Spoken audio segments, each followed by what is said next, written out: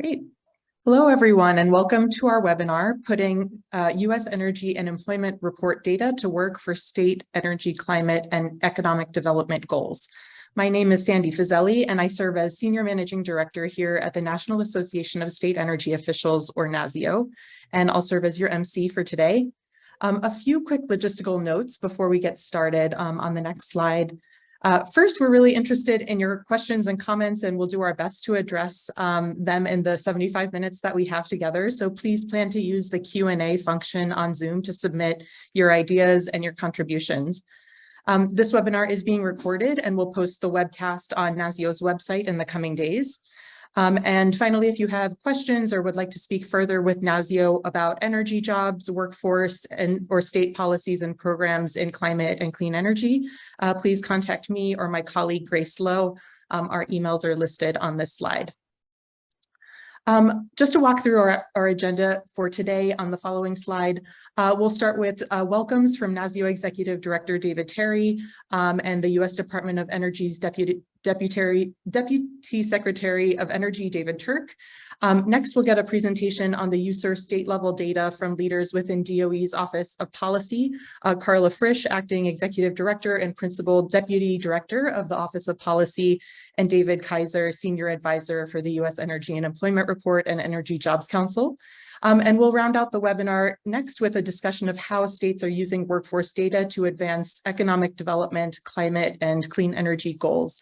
So thank you to Commissioner Andrew Mcallister of California, Eric Kaufman, Director of Programs for the Maryland Energy Administration, and Deb Lazenga, Sector Strategies Manager for the Michigan Department of Labor and Economic Opportunity, for being with us today.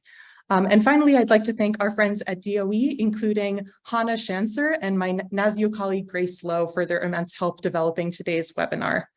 So with no further ado, I'll pass the floor to NASEO's Executive Director, David Terry, to get us started.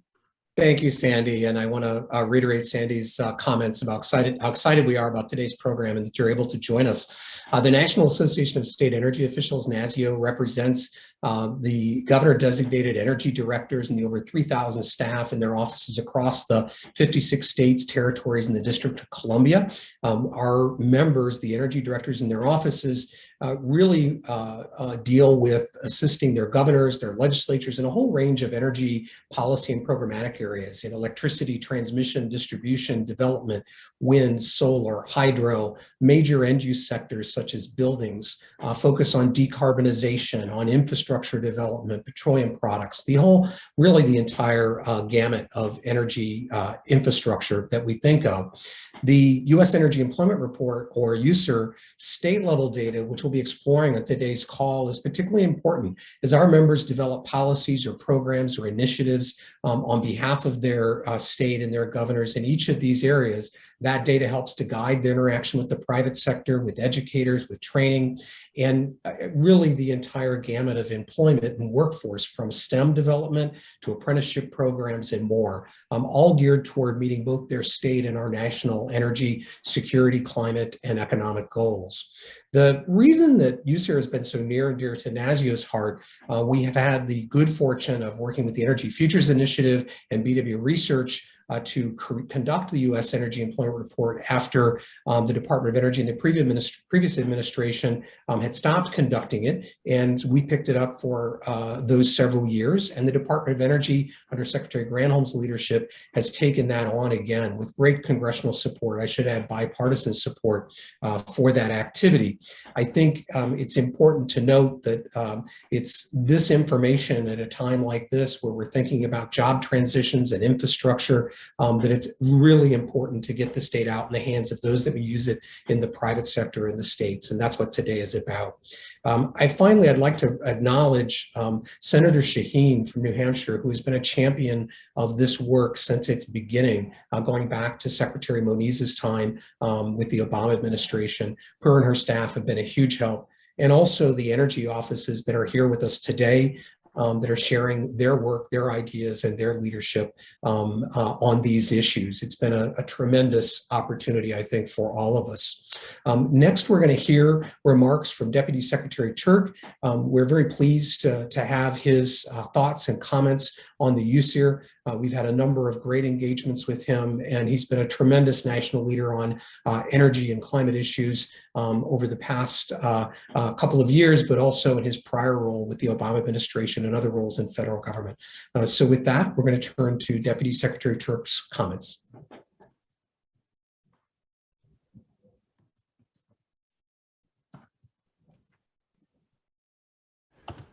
Hello, everyone. Thanks so much to David, Terry, and NASEO for bringing us together. And thanks to all of you for joining us to explore the state-level insights of the 2022 U.S. Energy and Employment Report, or USER for short. Here at the Department of Energy, we're all about investing in state and local leadership. We know that many of you have been working on climate and clean energy for way longer than the Biden administration has been in office. And we know that you've relied on the USER for years. You know firsthand that this report offers the most detailed snapshot of who works in the energy field and where. We are proud to bring this report back to DOE last year after Congress codified it in the bipartisan infrastructure law. This year's report, which covers 2021, tells us that energy jobs are growing faster than the U.S. workforce as a whole. So are jobs in renewable energy. Jobs in electric and hybrid vehicles grew at a whopping 25% in 2021. The report also shows that jobs in industries that can help us get to net zero emissions, like solar, nuclear, and transmission, made up about 40% of all energy jobs in 2021. That jobs are growing in industries we need to support in our transition to 100% clean power, like wind, clean hydrogen, and storage. That clean energy growth is the story in states across our country, with the most clean energy jobs added in Michigan, Texas, and California. You'll hear more about the state-level data in a moment from Carla Frisch and David Keyser from DOE's Office of Policy. Further, the report tells us who works in these jobs. The energy sector, for instance, has more veterans than the workforce does as a whole. Energy has more workers represented by a union or covered under a project labor agreement than the private sector overall. Though, of course, we do have more work to do to support and incentivize union and family-sustaining jobs. We also need to make progress in bringing more women and African Americans into the energy workforce. This report is a crucial tool in our collective efforts to tackle the climate crisis and build a clean energy economy that works for all Americans. Now remember, this report only covers 2021, before we started implementing the bipartisan infrastructure law, before Russia invaded Ukraine, and while our economy was still recovering from COVID-19. So we're treating this report as a baseline, a strong baseline, but one with plenty of room for improvement. If we want to build the diverse, skilled, and well-supported clean energy workforce we all know is possible, here's what we need to do. We need to invest in economic diversification and clean energy job creation in communities that are losing fossil fuel jobs, especially communities that have been reliant on coal and petroleum jobs. We need to create a pipeline of talent in clean energy that looks like America.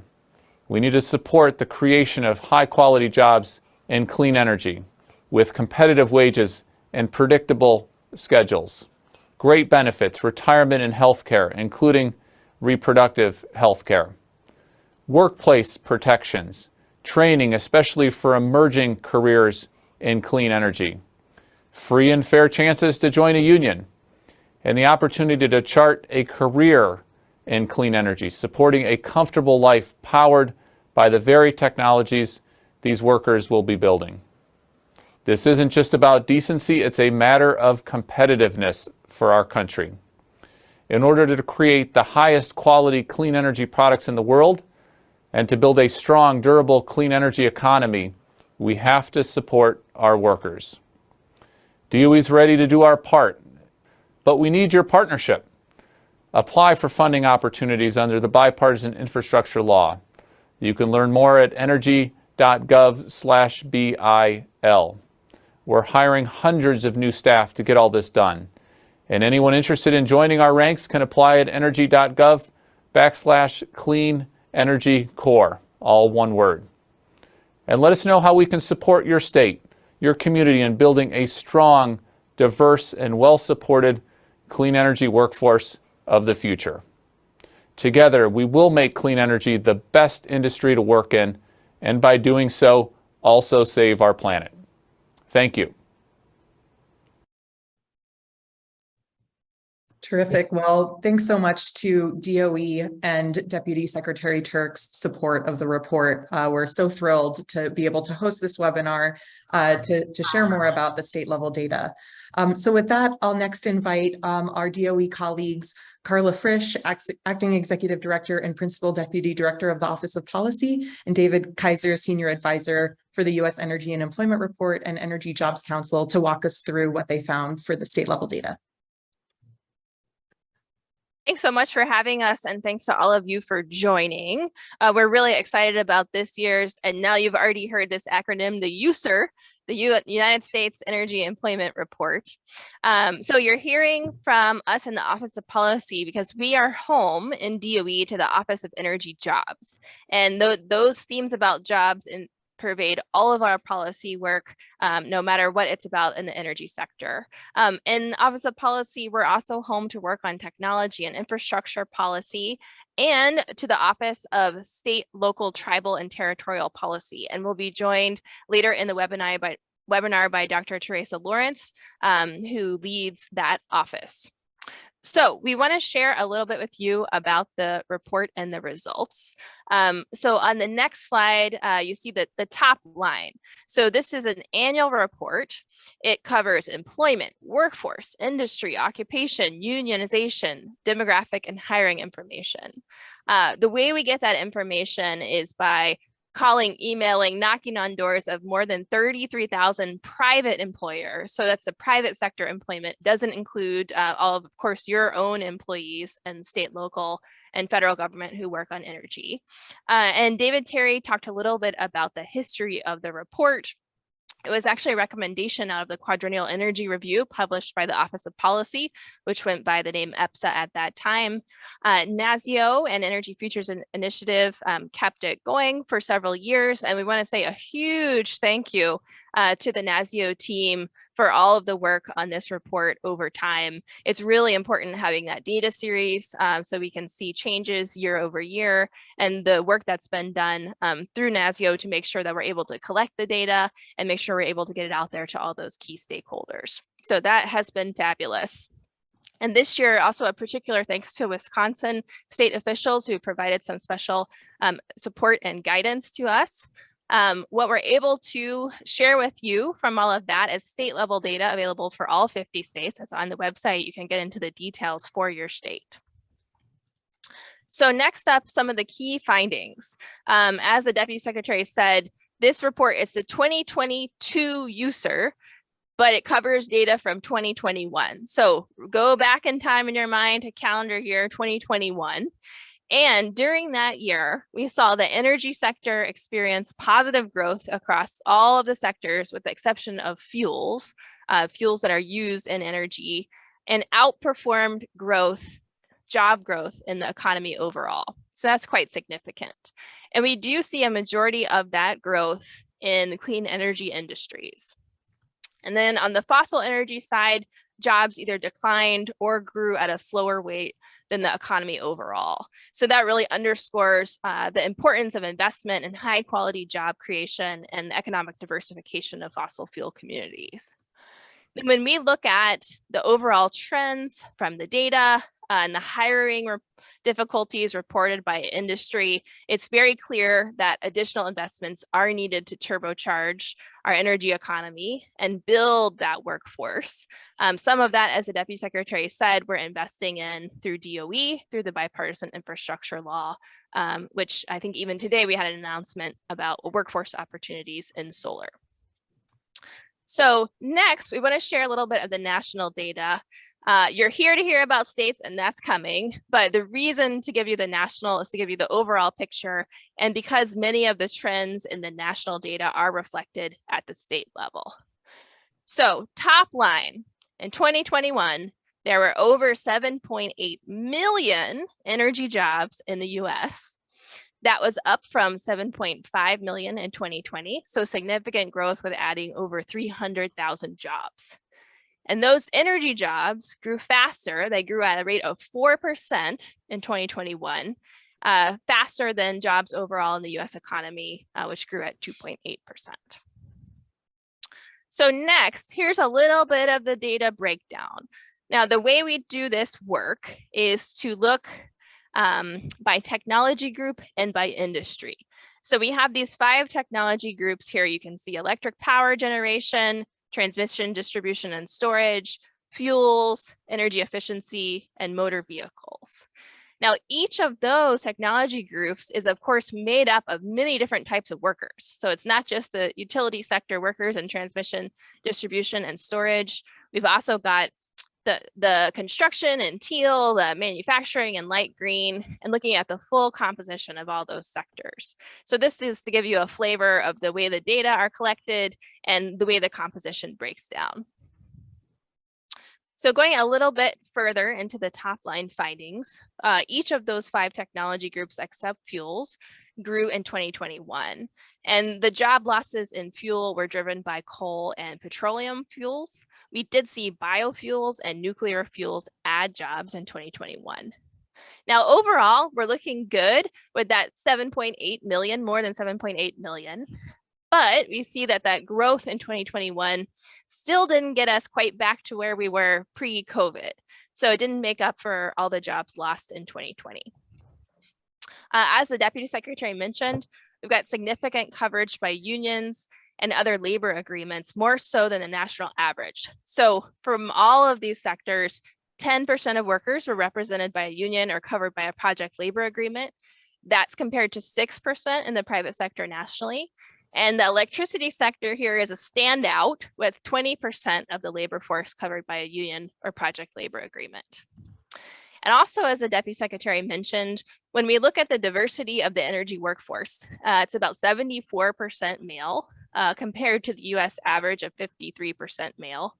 And now, as far as diversity, there's a fairly well-represented mix of races and ethnicities in energy, with the exception of Black workers who are particularly underrepresented at 8% versus 12% in the workforce overall. So another growth opportunity area there. Next, on some additional top line findings. So motor vehicles and all the component parts of those vehicles is the largest of the technology areas. It grew more than 140,000 jobs in 2021, up almost 12%. We saw growth in transmission, distribution, and storage. That maps to me with all the press releases I've seen about storage over that time period. And also the energy efficiency, which has been a standout in this report for years. We saw growth in the energy efficiency sectors, an increase of more than 57,000 jobs in 2021. In the electric power sector, we saw an overall increase, about 3% of the sector overall, with the exception of nuclear and coal, although the fuels jobs did not decrease. The jobs in the power sector in nuclear decreased. So coal and petroleum drove those declines in fuel jobs overall. Overall, jobs in net zero emissions aligned areas made up almost 40%, about 40% of the total energy jobs in 2021. So when you look at those jobs that are supporting this transition to net zero emissions by 2050, national goal, and many of you have state goals, which are equally or perhaps even more ambitious. We see about 40% of the jobs are supporting that transition. And then lastly, I wanted to highlight for you a few of the areas of really significant increase. So we saw the electric vehicles and hybrid EVs were among the fastest growing technologies, growing 26% and 20, and together that was 37,000 new jobs in those electric and hybrid electric vehicles. So really significant growth there. Solar and wind grew quite a bit. Solar is actually the largest employer in the electric power sector and grew the fastest in 2021. And there's more detail on that in a report that was just released earlier this week by IREC, the National Solar Jobs Report. So lots more detail there. Wind and electric vehicles, going back to 2021, the report before this, were the only sectors that actually gained jobs in 2020. And we continue to see those increases in 2021. So significant growth trajectory in those areas. Energy efficiency, as I mentioned, added more than 57,000 new jobs, and transmission, distribution, and storage added more than 22,000. So lots of growth in those areas. And now I'm excited to hand the baton over to David Kaiser, who's been the heart and soul of this year's U.S. Energy Employment Report and knows all the details of the data. He's going to tell you about the state level findings. Thank you, Carla. You're too kind. Now, the moment you've all been waiting for, shall we launch into the state level data? Let's go to the next slide, please. Okay, first of all, as we already mentioned, the states with the largest growth in energy employment jobs were Michigan, California, and Texas, with Michigan leading the most jobs. In this chart, you can see on the top above zero, you can see where jobs were actually added by technology. And then below the zero, you can see how many jobs were actually lost by technology, or how much they actually declined by. One of the things that you'll notice here is that the bar on Texas is actually the highest, because Texas actually added the most energy jobs. But then at the same time, the petroleum sector is quite large in Texas. Jobs in that area declined last year. And so on net, when you combine both jobs added and jobs that declined, Texas was actually second in adding energy jobs with about 31,000 new jobs. But overall, Michigan added the most jobs with 35,000. And you can think back to those national trends when thinking about this, because motor vehicles, the sector grew actually the fastest nationally, which is actually quite interesting, because if you look at last year's report, motor vehicle employers were not particularly optimistic about growth this year, but growth in that area absolutely exploded, especially in clean vehicles. And remember, this is prior to the invasion of Ukraine. So I know that a lot of us have petroleum prices and petroleum, cutbacks and the weirdness in that market on our minds right now, but this is prior to that. So growth in motor vehicles actually exploded last year. And when we go into the state maps, you'll actually see that the states that added the most energy jobs was actually in motor vehicles. So that was led by Michigan. But of course, these are total jobs, and so these are the largest states as well. So let's move on to the next slide and start looking at some maps. Overall, electricity growth, this is really in the northern Midwest, sort of in that wind belt area, with Nebraska increasing the fastest with 32%, followed by Minnesota and Iowa. So you can really see that geographic grouping in this graph here, in this chart here, which is really interesting. Remember, we're looking at percentage growth here, not level growth. So this is really what this means to the state economy, not necessarily what it means to contributing to that 300,000 new jobs that the energy sector added. So this is actually quite fast growth, especially when you compare, say, 32% in Nebraska to that 2.8% that we mentioned earlier. With energy jobs growing economy-wide, that 2.8% is pretty normal. So these areas, when we're looking at these percentages in general, the energy sector is actually meaning quite a bit to these states for job growth.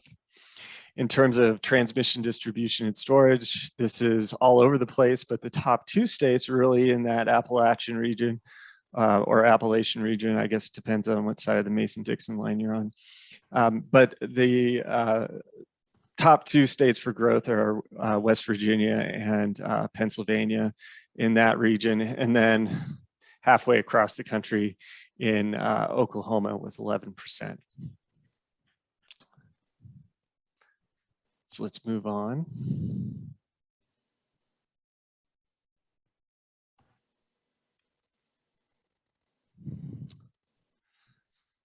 Fantastic. And even though we did have declines in fuels, you can see that the top 2 states with fuels growth are actually states that have had strong fuel growth in the past, with the top one being North Dakota, increasing 21%. So you can think about that Bakken formation up there. There still is quite a bit going on in that region. The same thing goes for Montana with those top 2 states. You know, North Dakota with 21%, Montana 8%, New Mexico 5%. So still quite strong growth in those areas, but not necessarily what you saw with the electricity growth. The same goes for efficiency. In this case, you can see it really grouped there in the southwestern region of the United States, with Nevada growing 7%, New Mexico also 7%, and again, Oklahoma with 5%. And so one thing that you will notice here is that there are 2 states that were actually top growth categories in 2 different categories, those states being New Mexico and Oklahoma. And so energy growth in those 2 states is actually particularly important to those states' economies. And let's move on to the next slide here. And, you know, thinking back to these other slides, we're looking at similar scales here. You can see that this slide is a lot darker with a lot stronger growth. This is the motor vehicle slide. And so really this is affecting states all across the nation. But the top growth in that area in terms of percentage growth is Texas. And, you know, 20% growth in Texas is especially significant because Texas is such a huge state. So we're not building on, you know, this really small employment base and adding a few workers and that translating to a really high percentage number. We're looking at a big state with a big percentage growth. And so motor vehicles are incredibly important to Texas. Tennessee had similar percentages of growth with 19%, and then that's followed by Indiana in the upper Midwest with 18%.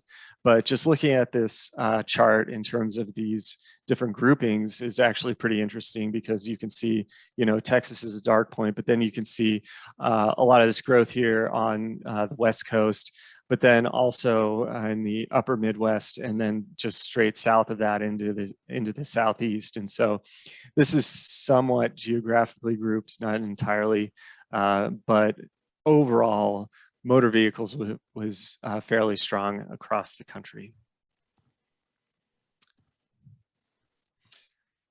With net zero aligned industries, we have actually a pretty diverse crowd with these net zero aligned jobs.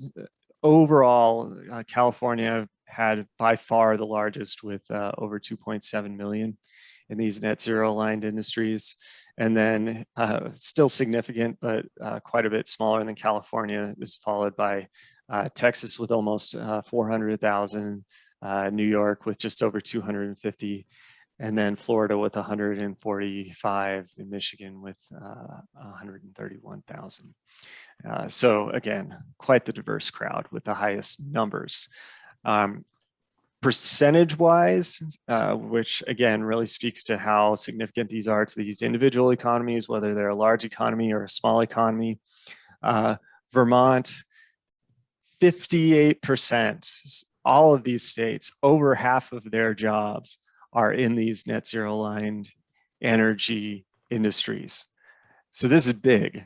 Vermont with 58%, Nevada and DC, 56%, and then that's followed by Hawaii and Rhode Island.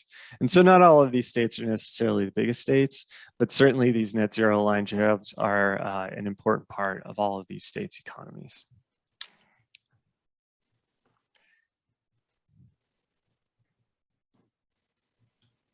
And we can certainly address any Q&A that you have later on in this webinar. Great. Well, thank you so much, David and Carla. That was a really illuminating set of slides and data, and so appreciative of you walking through it with us. There were a couple of questions that came in about the definition of net zero aligned. We've shared the definition from the U.S. Energy and Employment Report directly, but there was an additional question about whether employees of IOUs or investor-owned utilities that are operating under renewable portfolio standards, would all of the IOU employees count towards that count, or would it be broken out in a different way? So the way that the user works is that we take publicly available employment data and then we combine that with survey data. Employers answer, and this is individual employers, answer what percentage of their workforces are in different areas.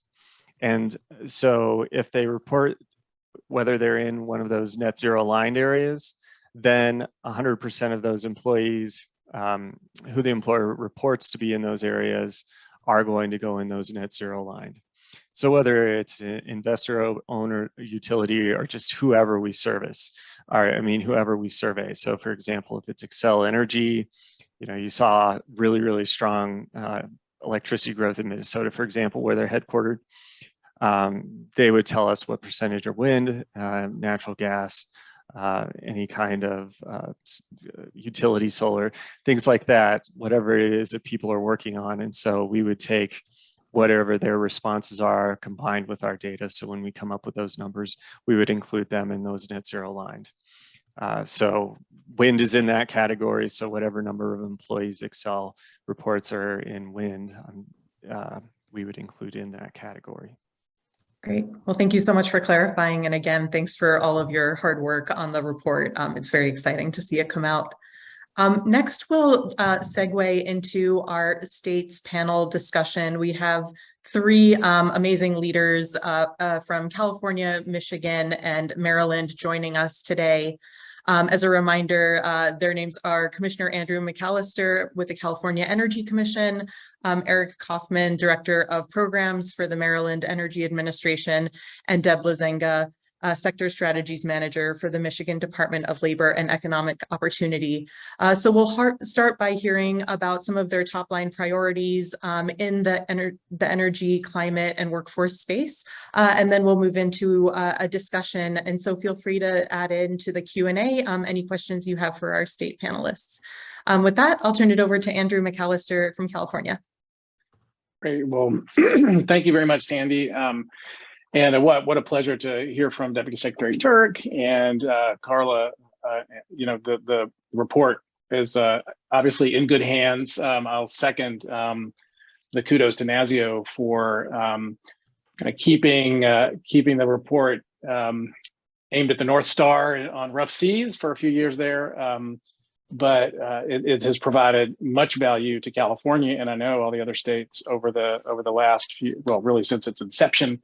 Having that longitudinal data set is really important for us to gauge progress nationally, but certainly at the state level as well, and really understand the evolution and kind of the profile of the jobs landscape in our state. And as we see in this report, California has the highest number of jobs and the highest number of net zero aligned jobs. And that is not a surprise to me, or I think to most folks. Our economy really is focused. The Newsom administration's top priority is energy and environment, among a few other priorities, but it is right up there at the top. And I'm going to talk a little bit about that just during my brief comments here. It is really a driver of economic growth and innovation, and as a result, jobs. And I want to just highlight a few points within that. The California's energy transition really is going full steam ahead. The pandemic notwithstanding, obviously we saw a little bit of drop because of the pandemic, but things really are bouncing back, and we feel that every day that the economy is the energy economy is really gearing up again.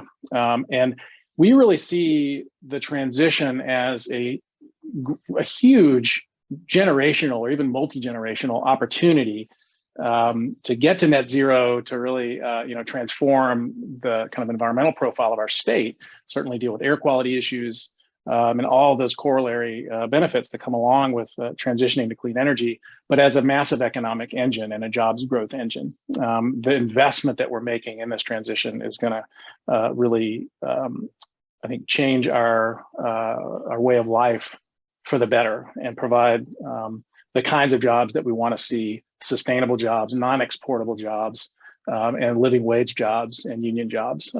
All of those are natural consequences of this multi-generational investment that we are in the midst of. So these trends are not a surprise, and I think we have and we will continue to use the USER data to gauge our progress and really confirm the positive impacts of our efforts. The various sectors that the report sort of disaggregates into are very relevant, but certainly generation, a big changing face of generation, obviously big investment in large generation infrastructure, but also pushing investment into the distribution grid, into the kinds of technologies that really are going to enable the grid to operate in a modern way, in a flexible way. And that load flexibility really has a high-tech component to it that we're very excited about and is already growing massively in our economy. The ability to manage the modern grid with digital technologies and really make sure that those benefits are unlocked in real time, and that we have all of the sort of expertise up and down the value chain. And that's from the construction industry all the way up to the professionals in manufacturing and the grid operators that really are as a whole moving into what amounts to a high-tech sector. And so I think that sheen, that aspect of the energy transition is perhaps underappreciated. And I think we're really living that in California and investing in that in R&D and in actual programs and commercialization efforts to scale up the various technologies. For example, the governor's energy and climate package, we're fortunate to have a significant surplus in California. And the really about $10 billion roughly will get invested in clean energy directly, several times that in sort of related investments. And some examples are about $1 billion in buildings, mostly focused on existing buildings, decarbonization, but $500 million or so for industry and hydrogen and long duration storage, a couple $100 million a year for the foreseeable future in R&D, various types of clean energy R&D. Those are all state efforts that will have multiplier effects and go out there and create lots of jobs. So we're combining that with the large investments coming down from the IIJA. So excited about the partnership with the federal government. Just a couple of final points. Equity and job quality are central to everything we're doing in the energy sector. I probably am not in that any different than many of the states. And certainly Michigan and Maryland. So really happy to be partnered here with Eric and Deb. It's important not just to ensure good quality, sustainable, union prevailing wage kind of jobs, but also that those jobs have on-ramps to the folks in the actual communities that we're investing in hardware and projects in, right? So the folks, the participation in the clean energy economy has to be uniform and really favor sort of historically disadvantaged communities, those frontline equity communities that if they don't come along with the clean energy transition, then it will not succeed. And so it's in all of our best interest to make sure that these, not only the jobs, not only the benefits of the transition in terms of the consumer, but also the jobs themselves actually are spread evenly throughout the state and throughout the economy. Buildings are a big piece of that. I think, we see energy efficiency as the largest job sector. That's the way it's been and the way it will be. Those are, local jobs, they're construction. They look a lot like construction, many of them. And those are relatively, in a sort of equipment versus labor, they sort of tilt towards the labor piece. And that's a good thing for the jobs profile. And so we need to make sure that we, work on ensuring quality jobs, put in place apprenticeships, really provide pathways to sustainable careers in all the communities across the state, particularly equity communities. So I think with that, I'll stop. But I just the vision that we have is, why not take those million or so jobs and quadruple that or quintuple that. No reason why, with the massive investment in the clean energy transition, that we can't really make it even more of a mainstay of our economy. They're good jobs. They produce value. They clean up our environment. They avoid all sorts of impacts of climate change down the road that will be incredibly expensive if we don't mitigate. And so in the grand scheme of things, this investment is a forward investment in the sustainability of our state. And all of that is, I think, reflected year after year in the U.S. Energy and Employment Report. So we're really glad to have this as a tool to help provide the message broadly to our policymakers just across our state to help the momentum build towards the clean energy transition. So with that, I'll pass the baton back to Sandy, but thanks for the opportunity and really appreciate the report.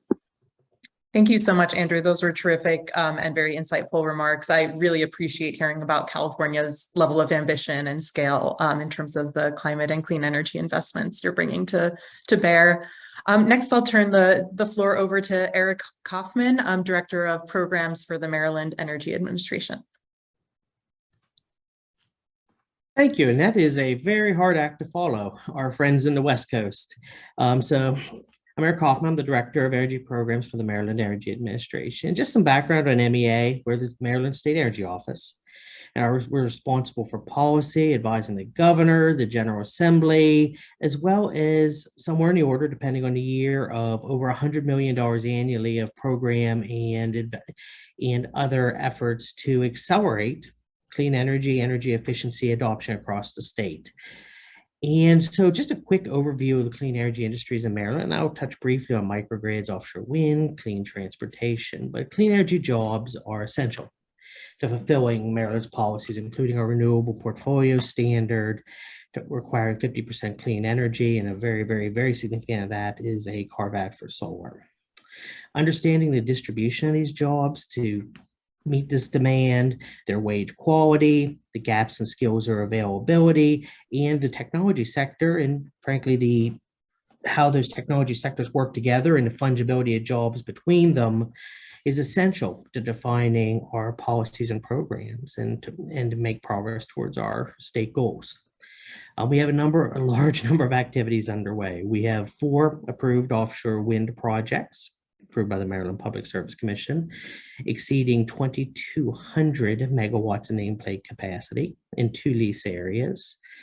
We have a strong focus on energy efficiency, and buildings will be a very significant part of investment going forward. And we have always looked at energy efficiency as one of the lowest cost scenarios to achieving deep reductions in energy use and greenhouse gas emissions.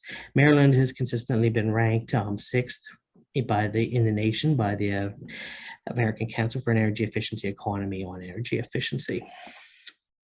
And one of the things we wanted to do, as we updated our policies and programs and wrestled, like so many of us did, with the COVID pandemic, we needed to get a solid baseline of where Maryland's clean energy job sector was in a very, very deep dive into the data. So we forged a partnership with the National Association of State Energy Officials, thank you, by the way, and also BW Research to generate a Maryland-specific, very detailed Maryland-specific report to the clean energy industry, and that is the 2021 Clean Energy Industry Report. And we looked at very granular, increased the number of data points, the number of businesses interviewed, and this was essential for us for charting our path forward to find ways to stimulate the economy in the wake of COVID and where the investment was needed for the state's goals. I just try to take a second and provide some of the top level findings. Before the pandemic, and I'll talk a little bit about after the pandemic, because I think it dovetails very well with the data in the national report, is 1 in 10 new jobs from 2016 and 2019 came out of the clean energy sector. That's 6,300 jobs for Maryland, and greater growth than the overall statewide labor market. The COVID impacted the sector substantially. It wiped out about 3 years of job growth by 2020. However, looking at the data we're seeing today, we're seeing much of that rebound. It proved to be a much more resilient sector than we thought it would be. We were we're very glad to see that many of those, if not most of those jobs are coming back. And just anecdotally, if you look at the uptake of Maryland's programs, so we have a large number of programs for community solar for low to moderate income Marylanders, energy efficiency, solar rebates for charging stations, resiliency, combined heat and power, the list goes on. But if you look at the uptake of our programs, it is rebounded extensively. We had given 100 grants last year, we gave 200 this year. And where we had, 3,000 rebates for solar last year, we had 4,000 this year, and similar numbers for electric vehicle charging stations. So the demand has rebounded, the jobs are coming back, and we can't wait to see that data and that trend line going forward. And a few other things. Some of the other findings we had was deployment does remain concentrated geographically in a smaller number of counties. That's provided great information for us to tool our programs to address those areas that are not necessarily benefiting as much from the clean energy economy in the state. For example, over the last couple of weeks, we've awarded a number of very, very high profile and impactful projects in Western Maryland, which didn't have as much activity. We awarded the first college campus microgrid in Maryland, $750,000 awards to Frostburg State University, following up on an earlier planning grant we provide them to develop a microgrid. They'll be able to provide resiliency support, not only for much of the part of the campus and the university's operations, but also the community and that community of students who was there. Clean energy positions continue to earn higher wages, entry level to entry level, 60% more than the average entry level worker. That's a huge benefit, and that really helps us make that argument for more training and more entry points into the clean energy economy. Energy efficiency, we were talking about buildings earlier, remains the largest source of clean energy jobs in Maryland, with about 80% of that, not in some ways, was sort of expected, concentrated in mechanical upgrades. And then solar is the second largest source. And while more recent in the report, we've also seen massive increases in the commitments from the developers for offshore wind projects. Currently, the commitment is 12,000 total jobs between construction and then construction and operation and maintenance for the additional 2 projects that were approved by the Public Service Commission. And we're seeing a lot of growth in new technology sectors, such as storage grew nearly 40%, and smart grid 62%, and microgrids, an area we're investing heavily in Maryland, gained over 400 workers. Worker hiring continues to be difficult for employers. It's a competitive job market, with about around 55%, give or take, reporting difficulties in finding employees. And then also need to look at retention, which really makes the case for a strong training environment and a strong path to work environment. We have a rich training environment in Maryland, with over, as highlighted in the report, with over 140 pro training programs reported. Many of those have been supported by grants from the Maryland Energy Administration, with many of them focusing on energy efficiency, renewable energy generation, of course, a number of them for offshore wind as well. Over 70% of those provide a certificate, diploma, apprenticeship, or degree, and we look forward to working with NASEO, DOE, and others to further expand this work and better understand how to bolster the clean energy workforce and what programs and policies are needed to support sustainable, continual growth in the workforce. And one of the things I do see as being sort of the threat that we're dealing with now is really the supply chain. We're seeing gaps in secondary steel, some components, often the littlest component of a project, like fasteners for solar panels, that will slow down a project. But hopefully, as we see more efforts to quell those supply chain disruptions, we'll be able to get more and more projects mobilized. So, just a quick snapshot of Maryland. We very much desire an inclusive clean energy economy that doesn't leave anyone behind. Well, thank you so much, Eric. California is a tough act to follow, but I think you really exemplified all the amazing leadership and investments that Maryland is making, and really appreciate your work as well. Our last state speaker, I'm particularly excited to introduce.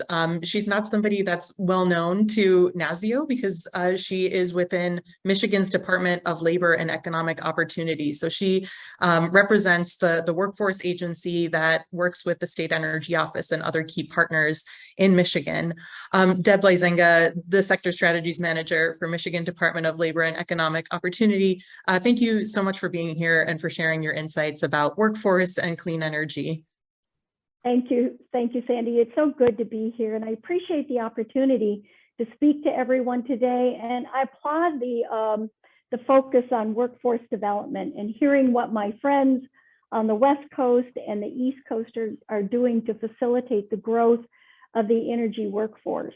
Employment and training at the Michigan Department of Economic Opportunity is better known as LEO ENT because that's quite a mouthful. So you'll be hearing me speak of LEO ENT throughout my presentation. So just a little bit about our agency. LEO ENT is responsible for state and federally funded public employment and training. Our work focuses and promotes a flexible, innovative, effective workforce system by developing customized workforce solutions for businesses and individuals, including those with disabilities.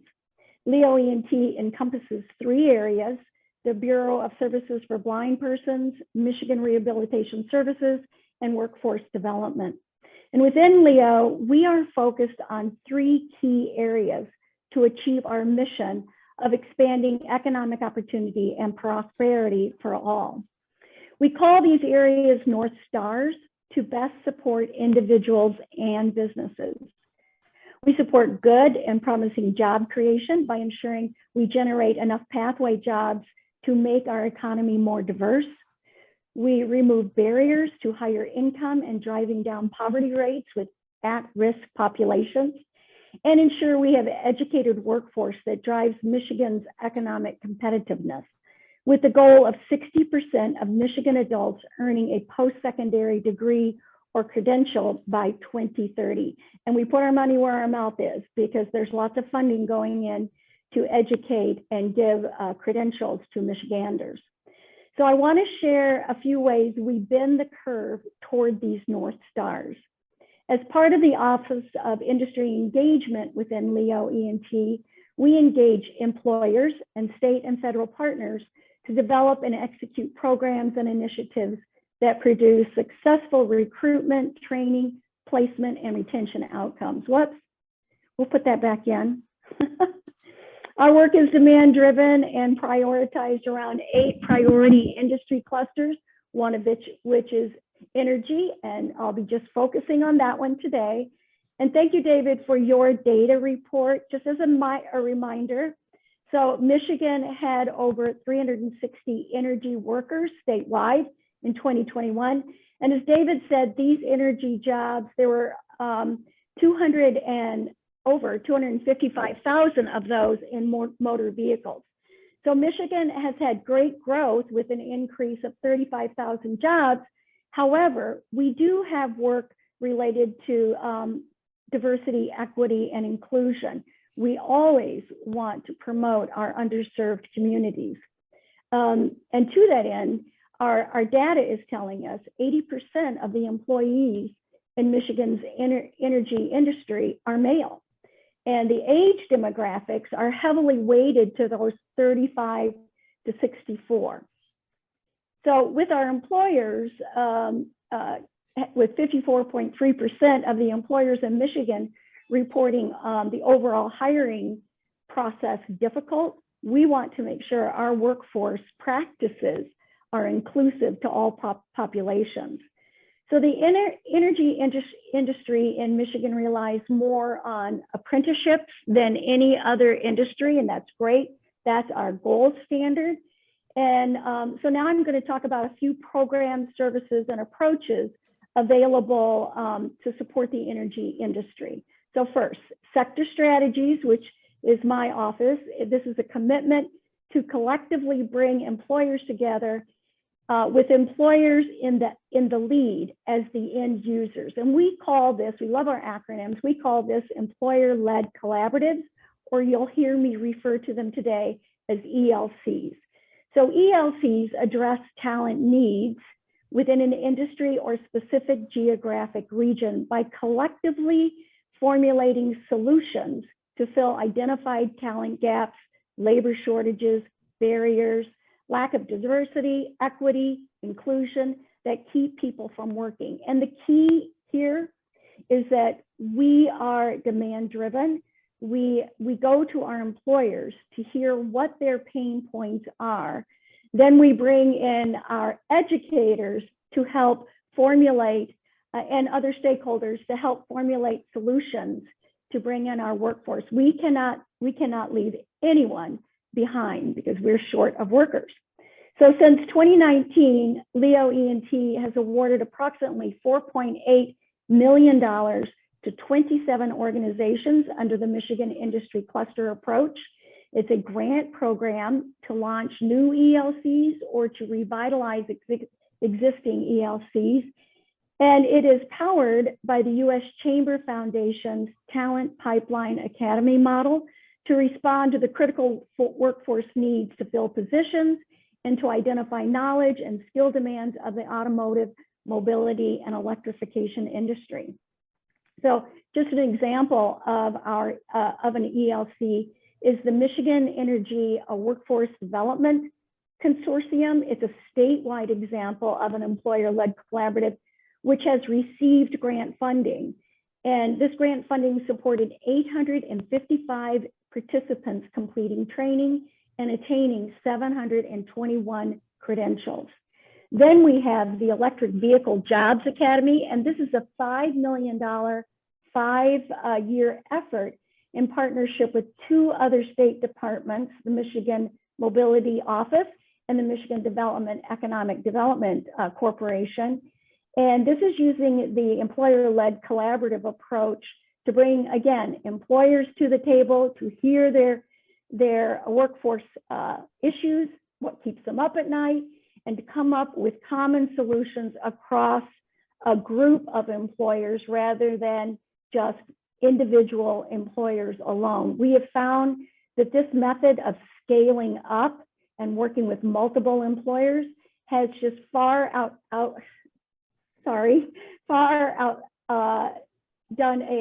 done a wonderful job of producing the workforce that we need. So second, Leo E&T funds programs that build talent pipeline by connecting employers very early with potential workers of the future through career awareness and career exploration. And then the third approach is work-based learning, the connection of work and education experience to help individuals advance along their career pathway with training, including support services to help while they are in training. And that's what we have found is critical, is that we really need to support our citizens with childcare, with transportation, all of those things that keep people out of training and out of the workforce. We are right there providing programs and providing funding to support employers and individuals to get everybody in the workforce and working in Michigan. And these programs include registered apprenticeships, and they help cultivate workplace diversity, equity, and inclusion, and provide structure, support, barrier removal, and training that just many people of different backgrounds need to succeed. And in using this model, we have found that employees become more committed and retention goes up for our businesses. And then our individuals are trained. We have that 60 by 30 model. 60% of Michiganders, we want them with a degree or a credential by the year 2030. And we are well on our way to getting that done. So if you are interested in learning more about what Michigan is doing, please visit our website, Back to Work, that highlights programs and services that build businesses and their current and future workforce needs. And I just want to thank you for the opportunity to speak with you this afternoon about Leo E&T and our partners to ensure Michigan's employers have the talent they need to compete and grow. Thank you. Thank you so much, Deb. Thank you all for the terrific insights and framing you've shared. I'd like to invite Andrew and Eric back on camera to join Deb, and as well as Dr. Theresa Lawrence, who serves as Director of State and Local Policy at DOE, to join our discussion. I will note it's particularly exciting to have Theresa here in her DOE capacity, but many of us remember her tremendous leadership and expertise from her time at the DC Energy Office. So Theresa, thank you so much. I'll just remind folks to drop their questions and comments into the Q&A. We've already gotten a couple of really good ones, but I will take the moderator's prerogative and delve deeper into some of the themes that I heard in the opening remarks. And I think one in particular is, also David and Carla, please feel free to join the discussion, especially if there are questions about the user or and feel free to weigh in on what's going on at DOE. So I think one theme in particular I'm interested in is this question of workforce equity and inclusion and access. So how are each of your agencies, I know you've each started to sort of pick at this issue, but are you using innovative partnerships or specific types of targeted approaches to really bring underserved communities and people into the fold and be able to benefit from energy jobs? Theresa, if you're comfortable sort of sharing from the DOE experience on this issue, feel free to weigh in.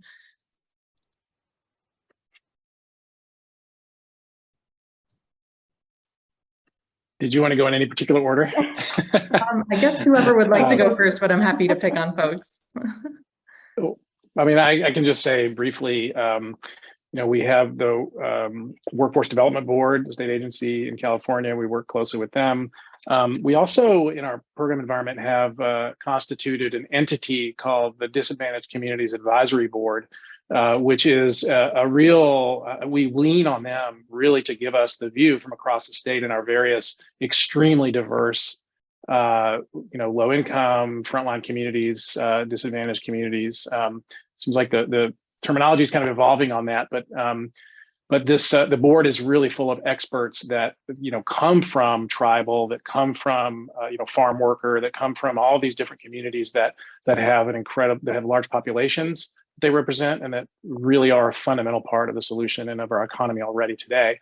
And so we just have to look through our new programs and our investments through those lenses first and foremost, so that the programs that we develop are actually plausible to implement. And the tribal piece of it, I think, is also just extremely important because we have a lot of our state covered with tribal governments.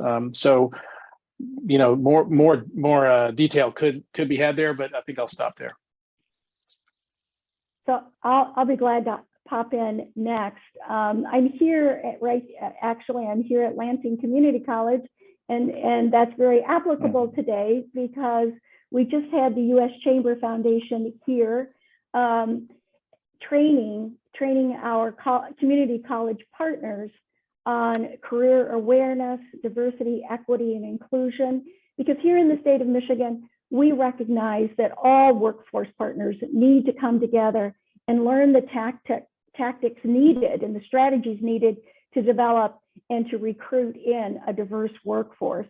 So we just had a group of 50 practitioners graduate from the U.S. Talent Pipeline Management Academy. And we're really launching that academy across the state. You get what you measure, right? And we always hear that. And so not only are we looking at measuring it through our grant programs like apprenticeship, we've launched over $17 million in apprenticeships and $10 million in Michigan Industry Cluster Approach grants. But we still have to get our partners on board, and they are willing, ready to go to do the recruitment. And where best can that be done is within our Michigan Works agencies, our boots on the ground, our community colleges, our Chamber of Commerce, our minority associations and organizations. So we are bringing everybody to the table and saying, we need to work hard and run fast. And so that's what we're doing in Michigan. Yeah, I'll be glad to dive in. As one of our most powerful tools are the grants we provide to a large number of organizations. We focus on building not just short-term capacity, but long-term capacity. Many of our programs allow them to come back year after year to ensure continuity of programming.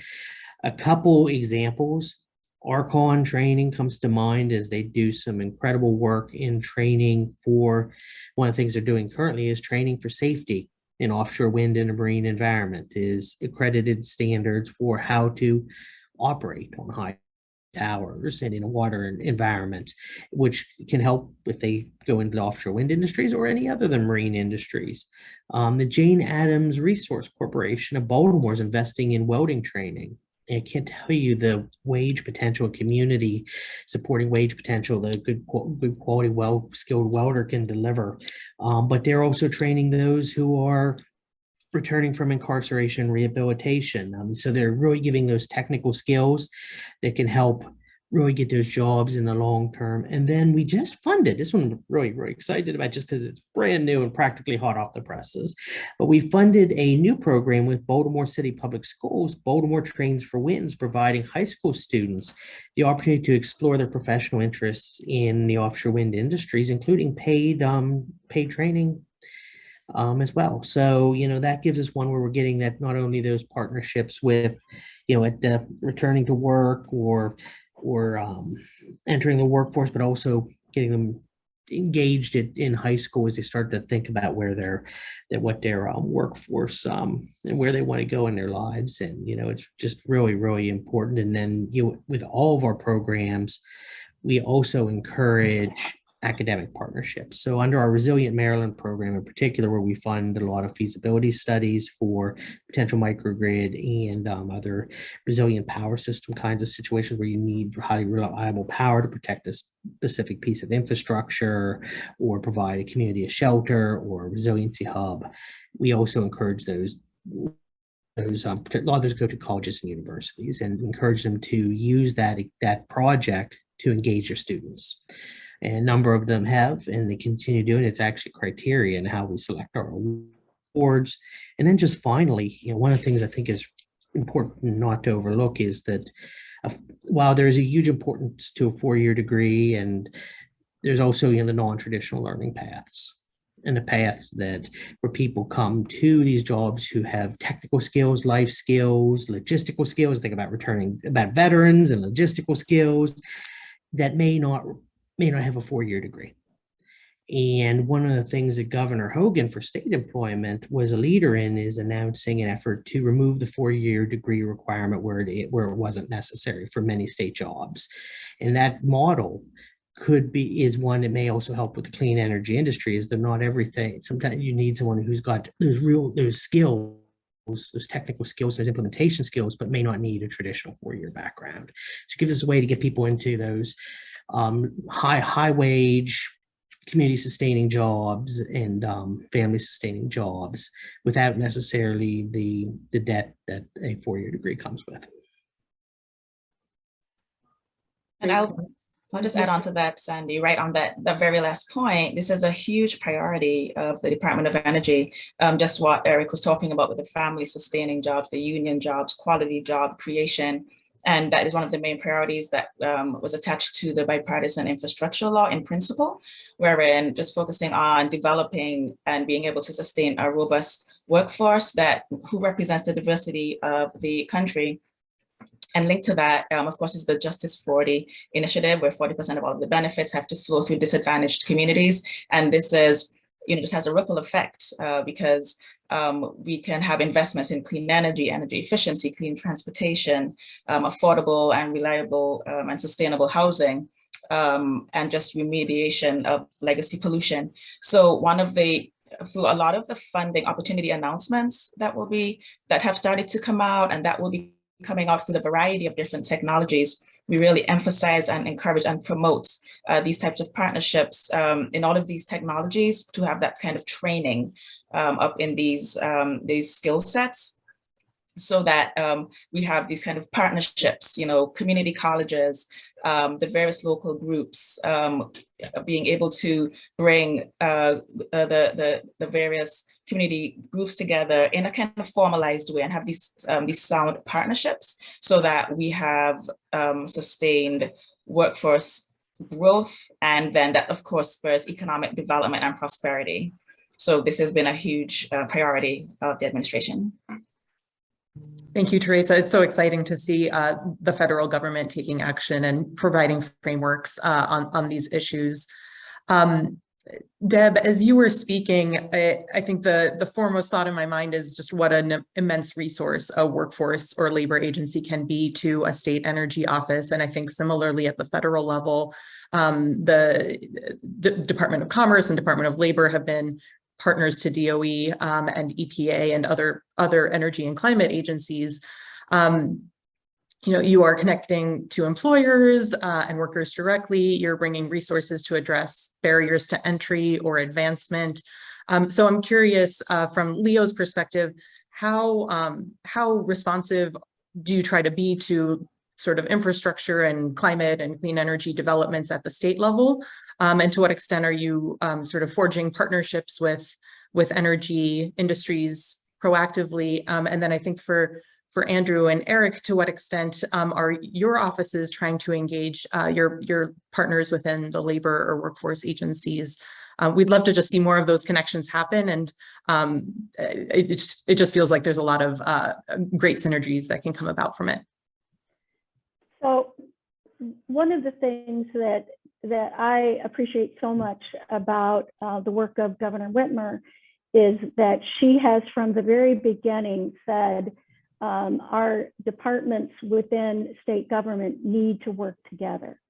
So we have found new synergies working with other departments. Our energy department, we've been on task force together. My lane is workforce. And what I understand is when infrastructure is built, I need to help pull the partners together to build the workers that can not only install that product, but also can maintain that product.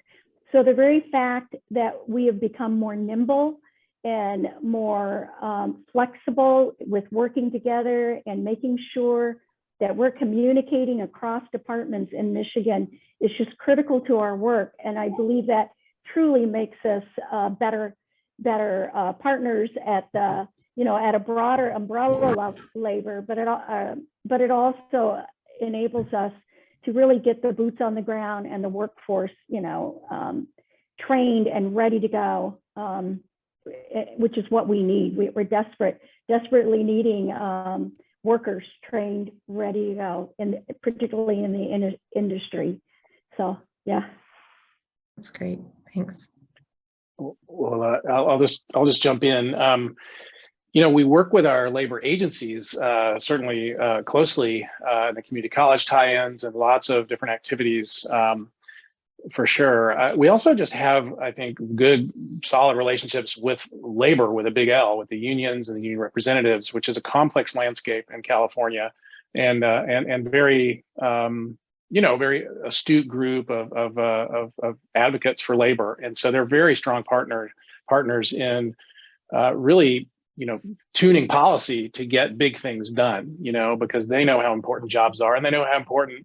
They've been so historically effective at ensuring high road jobs and well-paid, life-sustaining jobs. And I think, in the apprenticeship and all this kind of human infrastructure that goes along with that. And we believe that is extremely important. Governor Newsom's high road jobs initiative kind of reinforces that. It's sort of the Justice 40 of California. And so, 4 sectors I'll just highlight that are incredibly important. I already talked about energy efficiency. We need to find ways to ensure high quality projects so that they really do harvest the benefits and the environmental benefits and maintain good performance throughout the life of all this equipment that we're going to be putting in.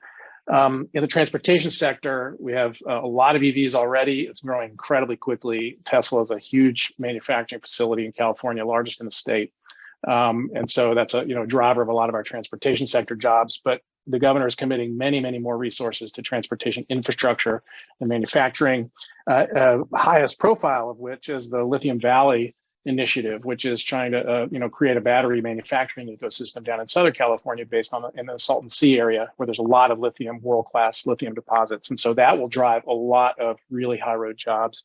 And then finally, offshore wind. We're pioneering deep water offshore wind, which is requiring a lot of R&D and sort of the tethering and the anchoring and all of the different issues, the transmission on shore, all of those different issues in a marine environment, developing those really uniquely in the world for deep water environments. And the governor just wrote a letter last Friday to the Air Resources Board for incorporation into their scoping plan, which is kind of really key planning document for the state, suggesting a 20 gigawatt offshore wind goal, in the coming decade. So and in the buildings environment, he codified in that letter a goal of 6 million heat pumps to be installed by 2030, 7 million climate-friendly homes by 2035.